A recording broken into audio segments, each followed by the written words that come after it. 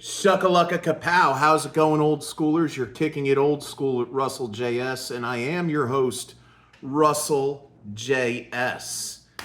I've been doing a lot of these track by track, album versus albums, videos for kicking it old school. But you know what? I want to do something different with the album versus album. I actually want to go and put one band. As you can see, I'm wearing the shirt. You wanted the best, you got the best, the hottest band in the world, Kiss. Now, I wanted to go ahead and take Kiss, okay? And I wanted to go and figure out my all-time favorite Kiss songs ever. And this was a hard decision because I wanted to do something where I wanted to compare the studio versions up against the live versions. Now, at the time when I was younger, there had already been 4 live albums out. You had Kiss Alive, Kiss Alive 2, Kiss Alive 3, and Kiss MTV Unplugged, which I think that should have been the official Kiss Alive 4. They should have called it Kiss Alive 4 and Unplugged. Now, the thing is, you take a look at the band Kiss, and this is, I'm going to dedicate this one to Ace Frehley, the original lead guitarist of Kiss, which is this guy right here, the spaceman, the original spaceman, not Tommy Thayer, okay? Tommy Thayer is fake Frehley, just like Eric Singer is Peter Criss, not Cheater Chris. This guy right here, the real Catman. Yeah, that's right. I don't even consider Kiss Symphony a live 4. That's just Kiss Symphony Live, okay? But you know what? I wanted to compare and I wrote a list of 20 songs, and I picked 5, and I did it in order of how they came out on the, the studio songs, how they came out live, and I did it in order, and these are going to be my all-time favorite Kiss songs, and I'm going to compare them to studio versus a live 2 versus a live 3 versus Unplugged. So right now, I don't have any of the studio albums with me, but I did break out my 2 vinyl, copies of Kiss Alive and Kiss Alive 2. I also got my 2 CDs of Kiss Alive 3 and Kiss MTV Unplugged. And if you're new to the channel, hit a like, subscribe, leave comments in the box down below. Ring that bell for notification. Tell all your friends, tell your family, tell your colleagues, your schoolmates, your roommates, your pets, whoever would be into kicking it old school. And also, I want to go up with a little something. After Saturday, I will have been making a transition in life. You see, as you know, I was laid off back in April before Easter at my job at the furniture warehouse. And, I got in with a moving and delivery company back in April.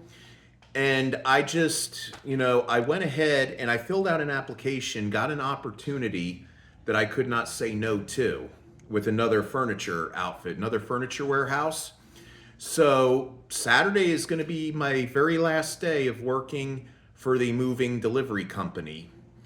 As I go into work at another warehouse in this company, they told me that it's going to be seasonal, full-time, no guarantees. I may be let go at the end of the season, but if I perform very well and they see it, they're going to keep me year-round as a permanent full-time employee, so that's good news. And the holidays are coming up. Next Thursday is Thanksgiving.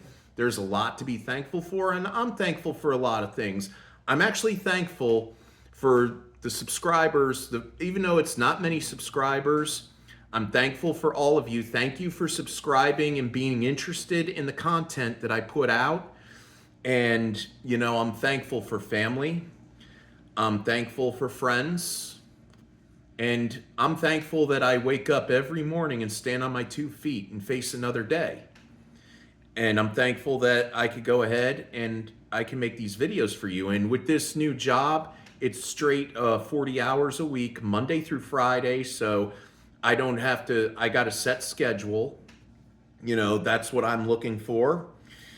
I mean, I enjoyed working for the company I had been working for in the last several months, but sometimes, you know that you're falling behind on your priorities, and you love the company, you love the people you work with, but sometimes, you just got to move on in life if you want to really get ahead.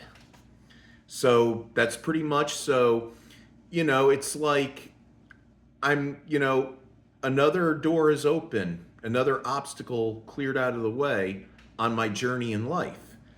But enough about that for right now. I'm also, hopefully I'll get to do some adventure videos for you and maybe collab with other local creators as well.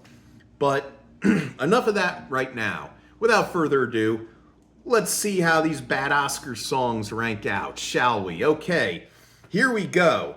When I compare the studio versions of each of these great songs, and there's 20 songs here, and believe me when I tell you, it was a hard choice to pick these songs. But I'm going to go down the list. There's 20 songs here, and I'm going to compare them. Studio versus Alive, Alive 2, Alive 3, and Unplugged. So let's get ready. Now, first song on the list, number 1, Deuce, which appears on a live, not only in the studio, but on Alive 1 and Alive 3. The studio version is awesome. It's classic. It's raw power. I mean, but it came out on Alive, and as you know, with Kiss Alive, before Kiss Alive came out, the first 3 studio albums, the self-titled debut, Hotter Than Hell, and Dressed to Kill, were not selling very well. So what happened was they went on tour and they recorded, some shows while they were on tour, which would bring Alive. And you know what? When it comes down to the wire of what version of Deuce I like, the Alive version is pretty good, but I have to go with the studio. Strutter, which appeared in the studio and Alive, you know what?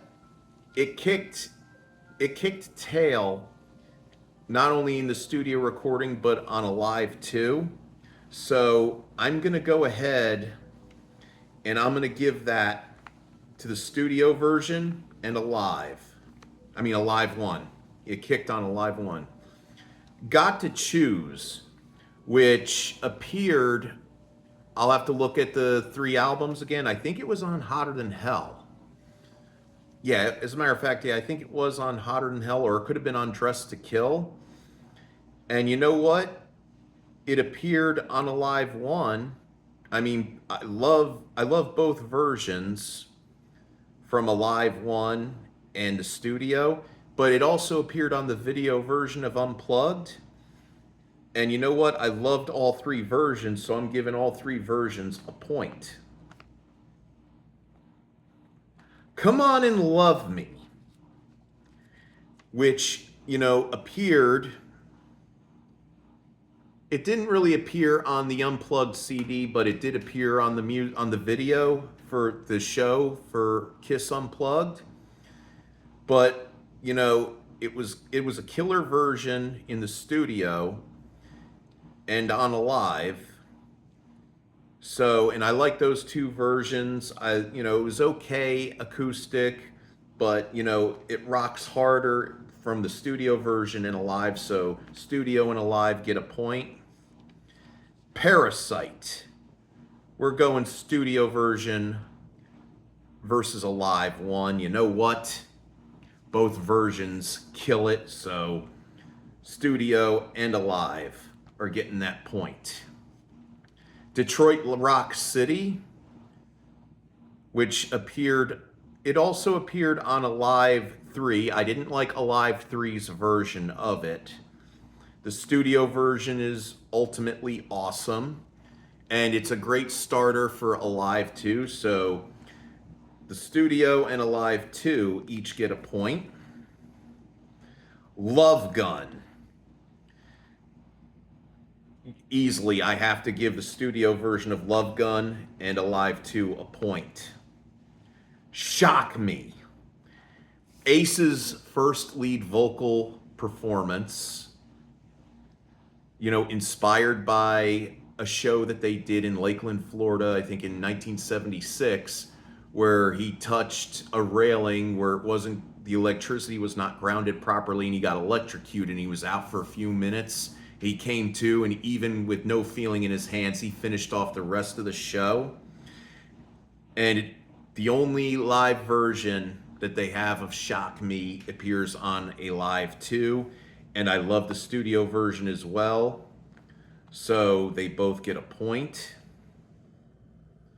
Hard Luck Woman. I mean, in the studio and on a live 2. I mean, it did appear also on the Unplugged TV show. And you know what? I love how it sounds in the studio with the acoustic guitars and Peter Criss's raspy vocals.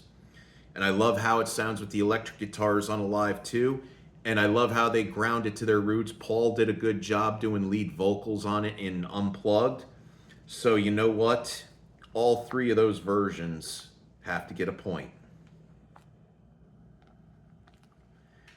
God of Thunder, studio version versus a live 2.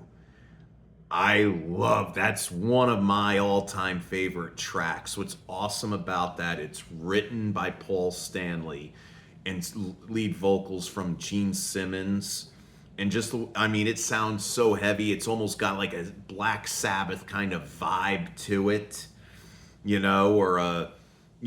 just a Black Sabbath vibe. And you know what? I love the Alive 2 version where Peter Criss does that killer drum solo in the middle of it after the guitar solo, and then they get back in the song and you could hear Gene going, "I am the Lord of the Wasteland." Yeah, and you know what? I love both versions, so both versions get the point.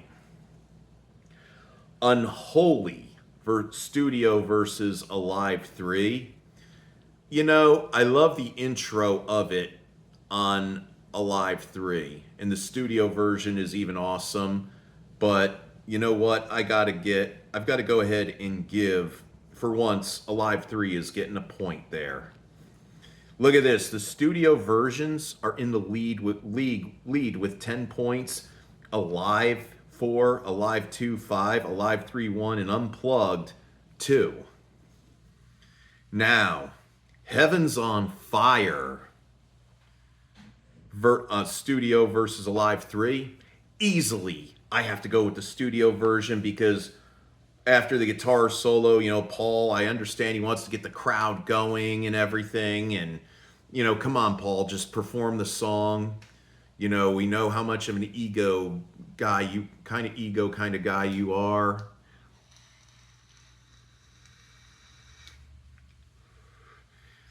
Domino, studio versus a live 3. I love the song as a whole, and I got to give it both. You know what?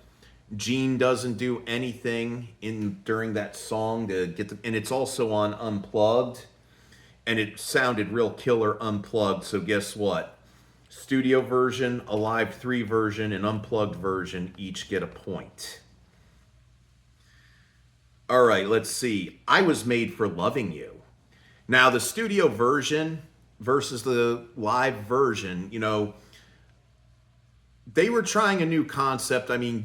Disco was still somewhat popular, and, they kind of did a disco rock kind of thing to it, but it became a really big hit in Australia. And, I really do love the Dynasty studio version along with a live 3. And it sounds great live, even if it's not on any of the studio records, but on some kind of live video. So you know what? They both studio and a live 3 get a point. I Love It Loud.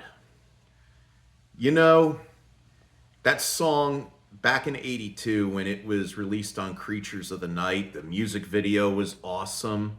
Sure, Ace Frehley appeared in the music video, and he appeared at the promotions when they, only did press tours to promote the album in Europe. I mean, he didn't go live with the band or anything. He was getting ready to leave at that time. It was kind of like a coincidence because Peter did the same thing during Unmasked. I mean, they remember Unmasked had all four original members, their images on the album cover. Well, Creatures of the Night had not only Eric Carr with the band, but also Ace Frehley. And just like Peter didn't play a drum beat on Unmasked, Frehley didn't even play a lick of guitar on Creatures of the Night. I mean, it was mainly Vinnie Vincent doing studio work, and he would become, Frehley's so-called replacement for a short time.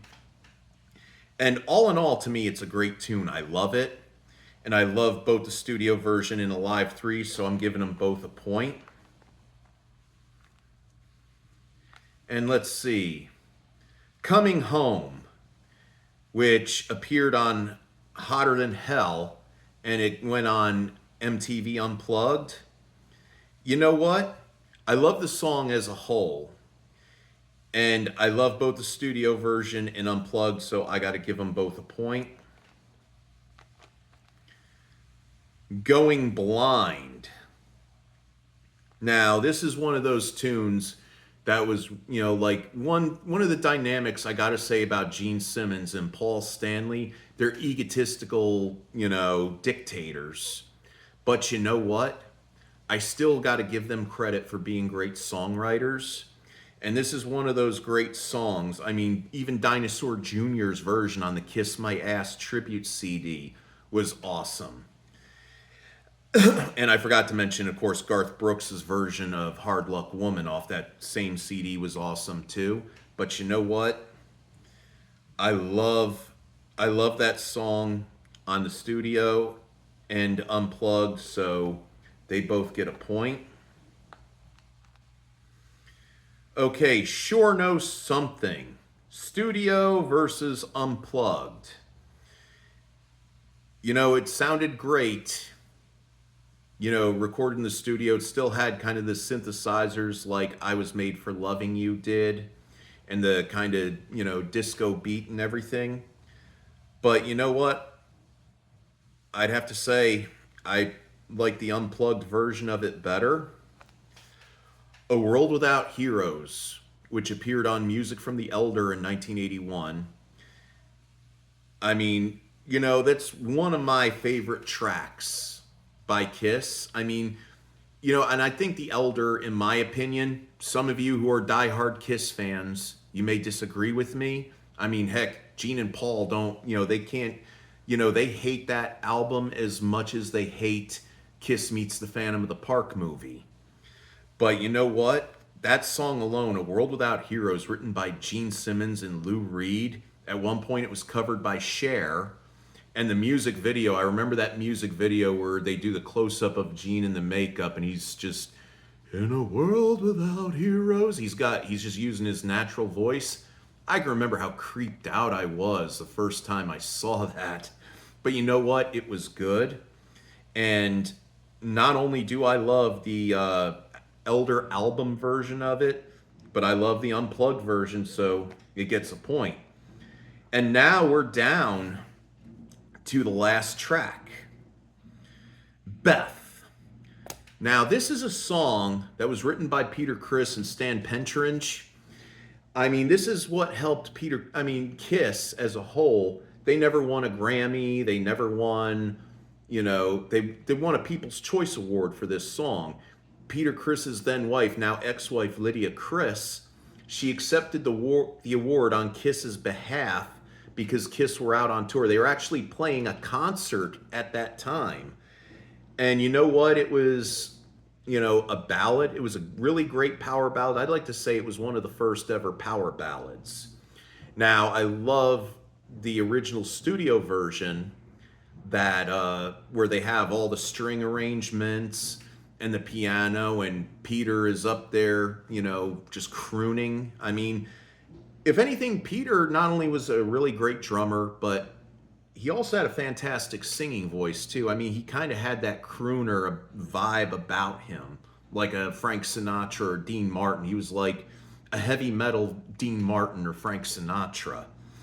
Now, I'm a big fan of the studio version, but the Alive 2 version, it was like karaoke before there was karaoke. Peter Criss was singing the playback, and they didn't add the instrumental. Now, the unplugged version, oh man, that was so awesome. I mean, Ace Frehley, when he did that, when they did it on acoustic guitars and Ace did that lead guitar solo in it, I mean, wow.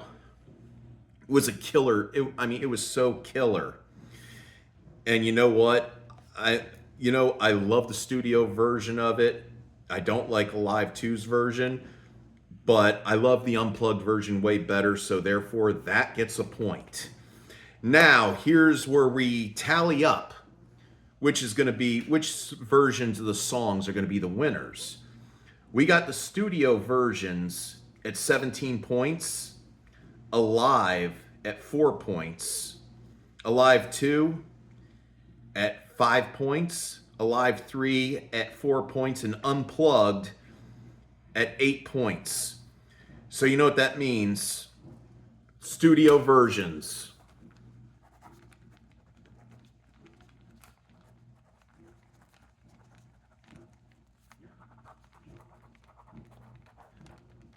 Now, some of you, here you have it. Right here, the studio versions are the winners. Now, some of you may disagree with me. Some of you may not. But you know what? I'm not going to bash you for your opinion, and I hope you don't bash me for my own. And, last night I was going around, I was picking out a couple, random CDs that I'm going to start, and random albums that I'm going to listen to. And then what I'm going to do is I'm going to go ahead and rate them, for track versus track. I mean, last night I went ahead. I'm getting ready to do Jimmy Page, Robert Plant, No Quarter / Unleaded going up against Kiss Unplugged. Aerosmith's self-titled debut album going up against Lynyrd Skynyrd's pronounced Lynyrd Skynyrd. And Sammy Hagar, Marching to Mars going up against Van Halen 3. Yeah. So this is probably going to be quite a few battle royales where these albums are really going to duke it out. And I have a feeling I sure as heck cannot wait to do Sammy Hagar Marching to Mars versus Van Halen 3. That horrible album that Van Halen put out with Gary Sharon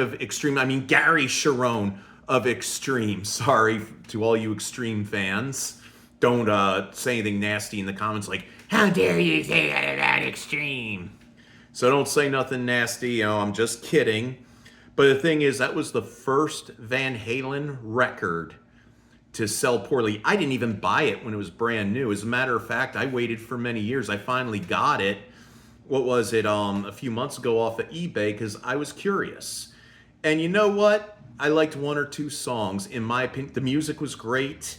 But in my opinion, I think the third part of their journey, if not with Sammy Hagar or David Lee Roth, either just go as a power trio like Hendrix and Cream, or Rush, or, Eddie or Michael or Alex can sing the songs, or all three. I mean, the Doors attempted it at one time after Morrison passed away. Did you know that the Doors put out 2 record albums after Morrison died? You've got 1971's Other Voices, 1972's Full Circle. Neither one sold very well, but I think it was because obligation to a contract, and that's where Van Halen must have been at this point.